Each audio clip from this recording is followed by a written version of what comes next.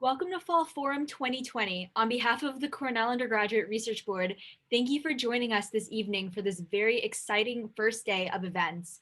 In CURB's 35 years of serving the Cornell undergraduate research community, we have never had a Fall Forum with the scope as the one that we're starting today. This multiple day event features unprecedented breadth of student presenters in addition to 2 mini symposia featuring researchers and academics at the forefront of their respective fields in both humanities and sciences. I now have the privilege of welcoming the Executive Director of the Office of Academic Diversity Initiatives, also known as OADI, and our welcome speaker, Dr. Wayne Hilson. He obtained a bachelor's degree in mechanical engineering and master's in education from Purdue University and received a PhD in higher education and student affairs from Indiana University. Dr. Hilson has been involved with higher education for 20 years, where he has supported traditionally underrepresented and underserved students. His professional and research interests include the assessment of diverse student participation in high impact practices, as well as how these students developed and ultimately enact academic capital and agency in higher education environments. He also serves as co-coordinator of the STEM track of the Assessment Institute conference held annually. His personal mission is to ensure every student feels that they belong, no matter the education or professional space.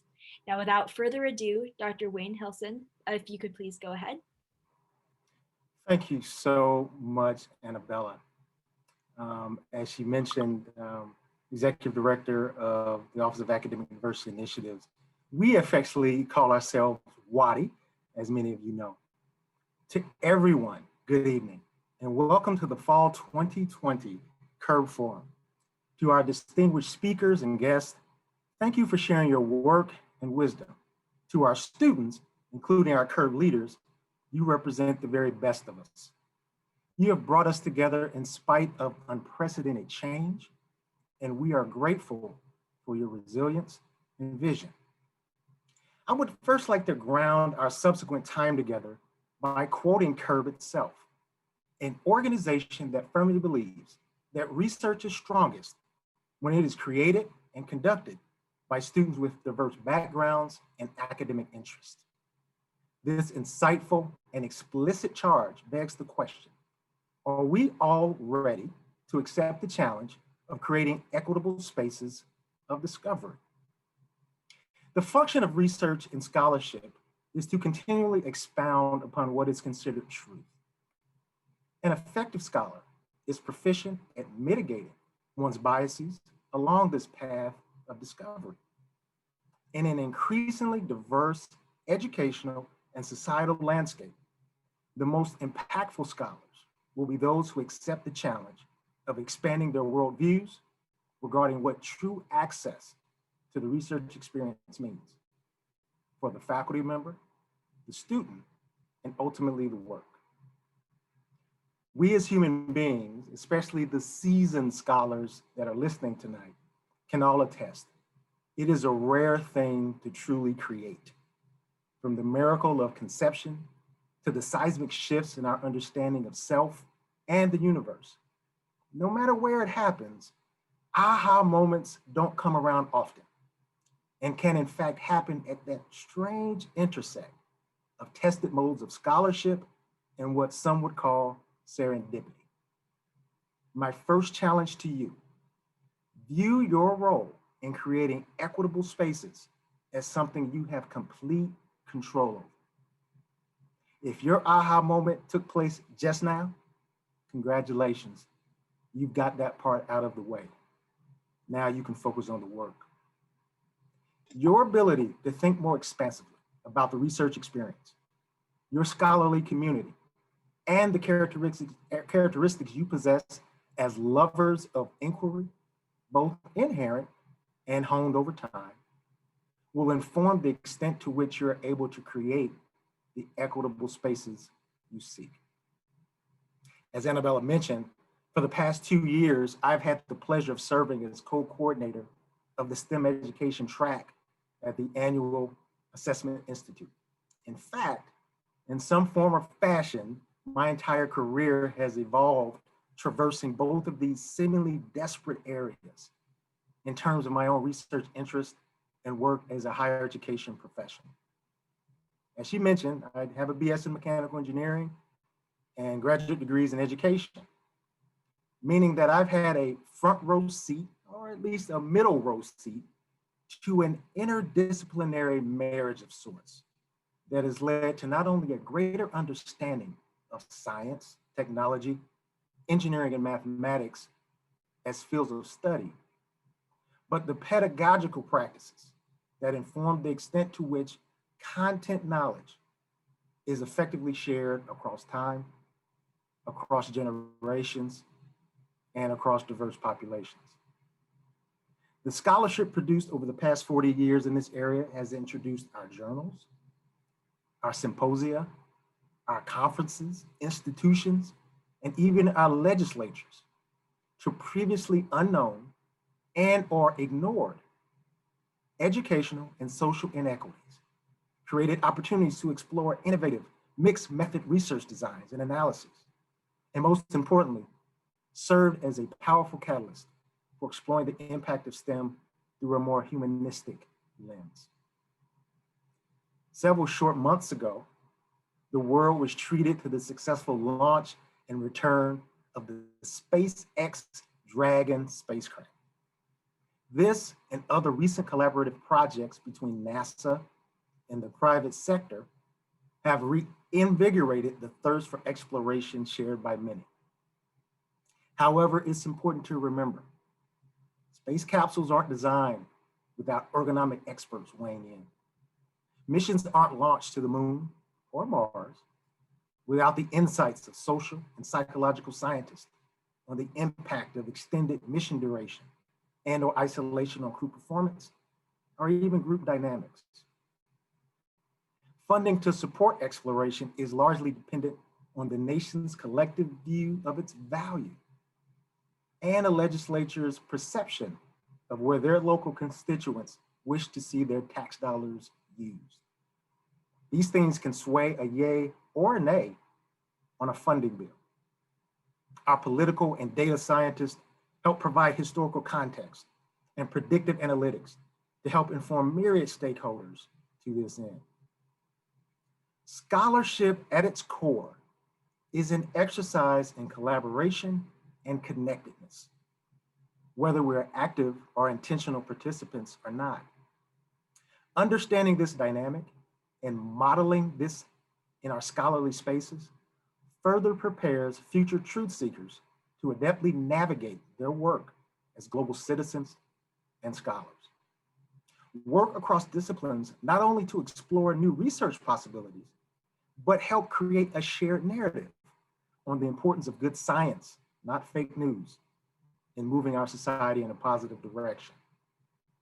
Technology and social media allow us to communicate across time zones and difference.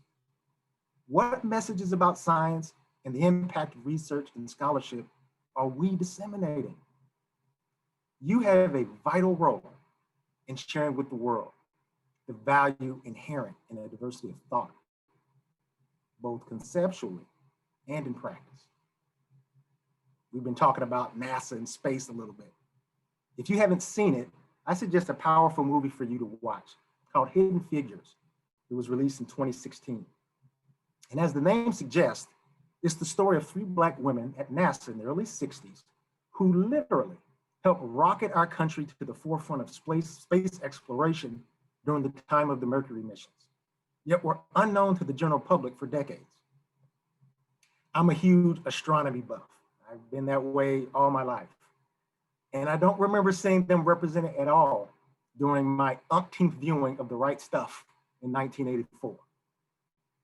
Katherine Johnson, Dorothy Vaughan, Mary Jackson were key minds and pioneers in the field of mathematics, computer science, and engineering, who were hidden from the eyes and imaginations of countless children of color, many of which would have used their stories as launching pads of their own to careers in STEM or even academia.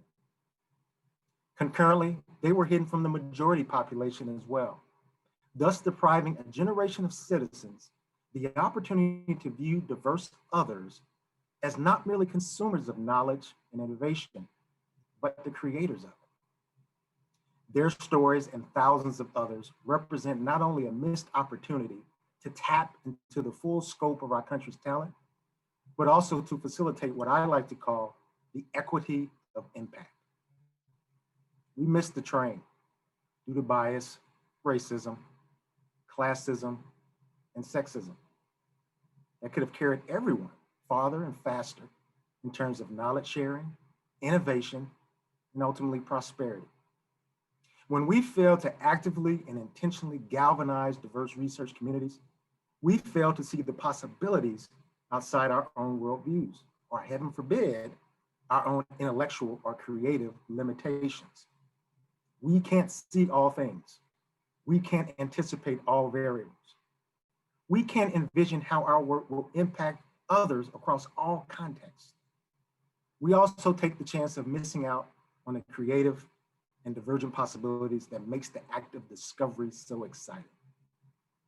There's a reason we had test pilots at the dawn of the space program, and even simulators today. Hearing from someone with a different vantage point can lead to new breakthroughs, as well as protect us from potential dead ends. You are empowered by way of experience, title, resources, influence, and other privileges we all have in some form or another to ensure this institution's and country's full range of talents are not hidden to the detriment of discovery. I feel that the authentic practice of scholarship and the requisite competencies needed to be successful uniquely positions researchers to create equitable spaces. The work of truth finding and truth telling is really about helping bridge cognitive, intellectual, and even psychological gaps.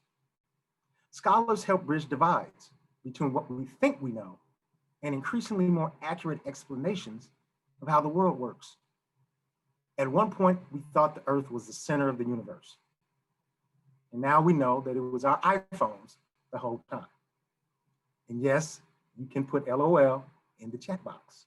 I appreciate that. But in all seriousness, 20 plus years of diversity, equity, and inclusion work has shown me that the mental bridge is the hardest to cross for most. What it means to be intelligent, what it means to be male or female, what defines being a scholar, the ability to dispel unfounded biases and stereotypes that are all too pervasive, both subtle and at times quite blatant, about who deserves a seat at the proverbial table, but more importantly, who gets to build it, is an inherent skill set within a researcher's toolkit. You desire a more accurate and truthful representation of our world and how it works, meaning you don't have to adhere to the unfounded and outdated implicit biases and stereotypes that exist. You depend more on empirical processes and less on luck, meaning you have agency to create these spaces and seek diversity in your scholarship, your frameworks, and your collaborators. You draw upon the previous works of others, as well as your own, to ground present and future discovery, meaning you're open to developing your own multicultural knowledge, skills, and competencies, and integrating this into your work. You appreciate the iterative process of truth finding and possess the resilience necessary to see the process through, meaning it won't be easy, but it will be worth it. You are accustomed to criticism and challenges to your initial way of thinking, meaning you're prepared to address pushback from others not yet on board with a more expansive worldview. To my scholars out there, how many manuscript revisions have you submitted this year? Lastly, you're curious, meaning you can't wait to see how this impacts the quality, reach, and impact of your work. In closing, we find ourselves in a rare space where circumstance has forced us to take a moment of pause to consider the value we place on our lives, our communities, and our work. A rare space where science, scholarship, and social justice don't have to exist as mutually exclusive constructs. Accept the challenge to facilitate interdisciplinary scholarship as the answers to the truly big questions call for it. Accept the challenge to co-construct equitable spaces where the diversity of personhood is seen as vital to the creation of new knowledge as the pipette or survey questionnaire. Accept the challenge to tap into what former Cornell faculty member and famed physicist, Dr. Richard Feynman once called the pleasure of finding things out. That desire to question, to learn, and to share lies within the DNA of true scholarship and the purveyors of it. Use those traits to reflect on your own biases, and to the extent that your realms of inquiry and influence truly reflect the desire to unlock the vast potential that lies within ourselves, our peers, our students, and our work. Thank you. Enjoy this year's forum and go Big Red.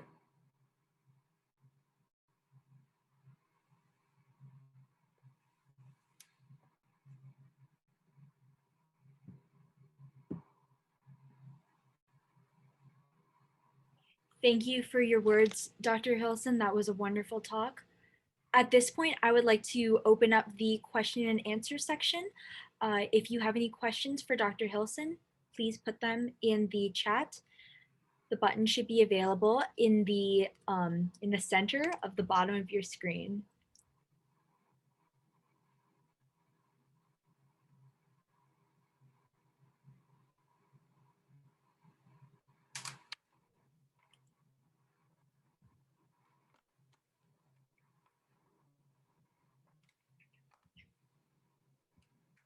I'll go ahead and get started. Dr. Hilson, what are some of the most immediate and pressing issues that you think faces our academic community here at Cornell? I think COVID and the way we had to pivot so abruptly in order to transition to virtual instruction and things of that sort. I think what it did, and not just Cornell, but higher education in general, and across the country and globally, is that we have an issue of access. We have an issue of equity. What we found from just speaking to some of our students anecdotally, and I know it's been surveyed and data has been captured in a more formal way, is that we have students that come from situations, home lives, levels of responsibility, differing levels of ability, that transitioning to a virtual world show that there's still some inequities as it relates to access to technology, access to Wi-Fi, access to connectivity, access to the resources needed to do virtual type lab situations or what have you. I was just on a panel call today where speaking with individuals from various institutions, and they talked about some of the things they tried to do as it relates to kind of transitioning actual on-site lab work into a virtual environment and using software and actually sending lab equipment to students and things of that sort to varying results. It still is an issue of access, it's an issue of equity, it's an issue of connectivity. And we had students who, for a host of reasons, weren't able to truly be involved in the educational process for a host of reasons. So I think what this forces us to do as institutions of higher education is think about this whole concept of universal design. Are we creating learning environments that will allow us to not be reactive to a global pandemic? But no matter the circumstance, no matter the individual story of our students across the spectrum of resources and capital, we want to make sure that they still have access to education.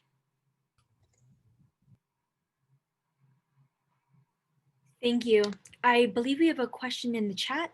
How has your mechanical engineering background impacted your perspective with your current work?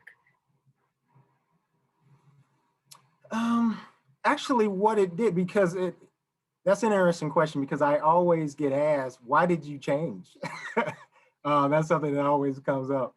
And when I first made the transition to higher education 20 odd years ago, my friends were like, are you crazy? You can't make any money in education. What it has done for me, it has expanded my view or my worldview as it relates to what it means to be talented in something, and how beautiful of a thing it is when your passions and your aptitude come together.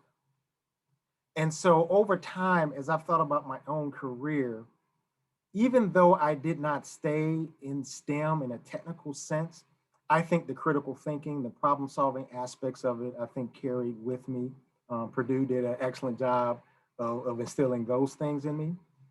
But it was tapping into my ability to write. It was tapping into my ability to be creative. It was tapping into those non-STEM pieces of who I was that I think brought me to a space to where my aptitudes and my passions have coalesced. And so what I think it does for me as I speak with students, excuse me, and try to think about what are programs and how do I work with our collaborators across campus and even our industry partners or what have you. Let's have a more expansive view of our STEM students. They bring a lot of talents and capital to the table and a lot of creativity and non-STEM skill sets that ultimately will help move the dial forward as it relates to innovation, as it relates to moving any type of organization to the next level. And so we need to think about our students and their gifts much more expansive. Thank you. And we have another question. What are some, it's from Fabio, and he's Okay. asking, what are some resources Cornell has to encourage research in non-STEM fields, specifically humanistic fields like literature and philosophy? Well, I think Curb is an excellent resource. I know for a fact that, in speaking with their wonderful executive board, that they're being very much intentional about expanding the view of what it means to do research and the diversity of those research experiences. I know within OADI, we have our OADI Research Scholars Program, and we have students that run the gamut from students who are learning about and developing research competencies in the STEM fields and those that are in more the social sciences or the humanistic fields. And so part of it is making sure that as an institution that we're being intentional about exploring and providing opportunities for students across the institution and across majors to conduct undergraduate research.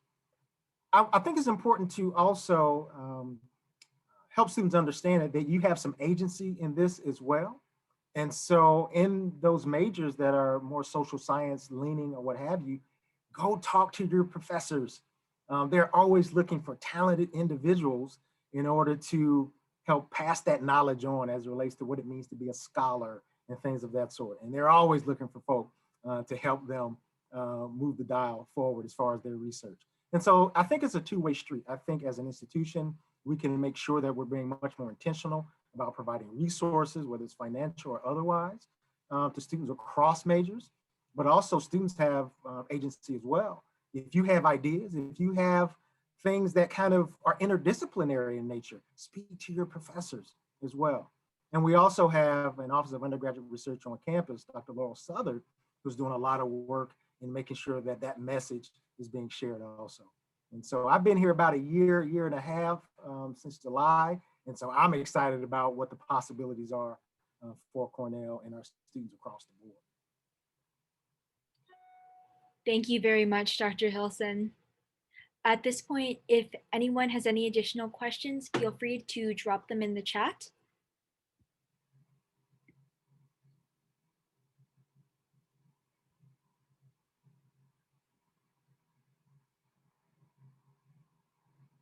All right, well, thank you so much for your time, Dr. Hilson. We will be taking a brief break before we resume for the Humanities Symposium that's coming up. Excellent. Thank you so much. Thank you so much. And have a great, great forum, everyone. Thank you, Dr. Hilson.